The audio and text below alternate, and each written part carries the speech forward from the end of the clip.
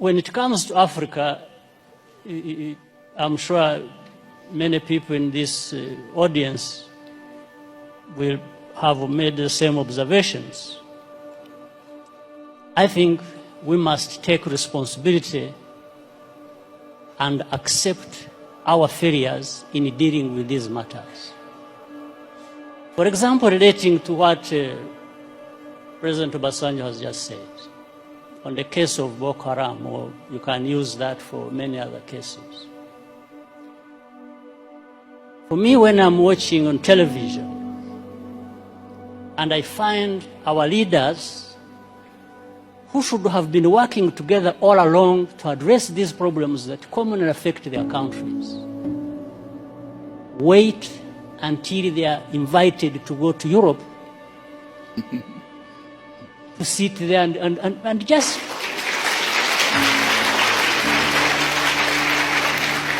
it's like they are made to sit down and address their problems.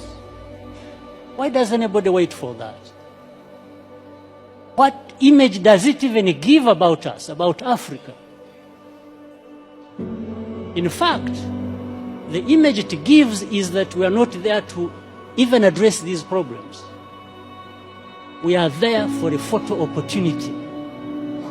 We are happy to sit there in Paris with the President of France and address and just talk about addressing problems.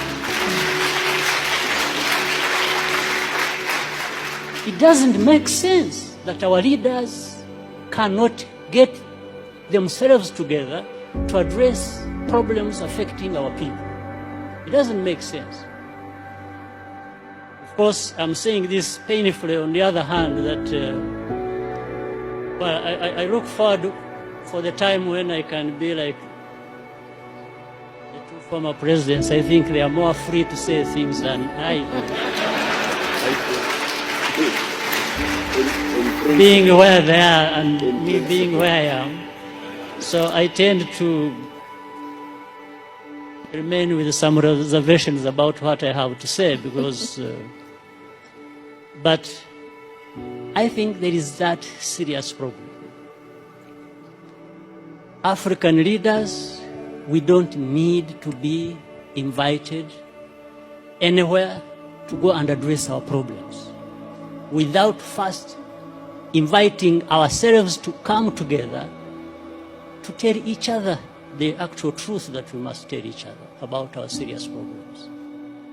So, I mean, again, look at the problem of South Sudan, indeed.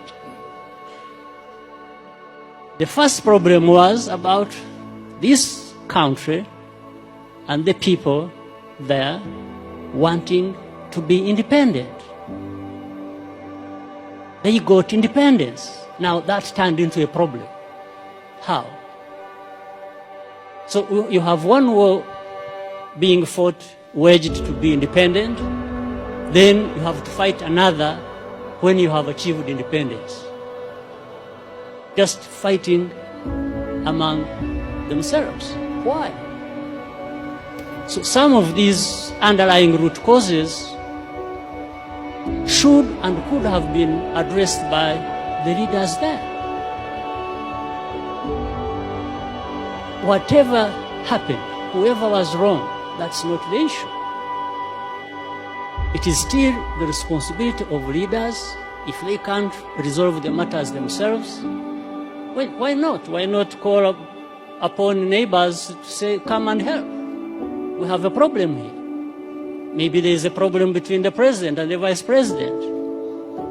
And if they can't resolve it, and each one thinks he's the one who is right and the other is wrong, and they are going to divide the army and government and everybody else to go on either side and start fighting, well, I think in between the time that starts and when it actually happens, something can be done, but it has to be leaders to work towards that and avoid the catastrophe that, like we are seeing or have seen or that has already happened in South Sudan. But of course, the unfortunate part is that the most majority who suffer are the innocent people who have nothing to do with it. Women, children, and even many men are innocent in that situation. So this is, I'm not giving answers, probably I'm raising more questions than, or adding to others that have been raised. So for the time being, let me stop here. Thank you. Thank you.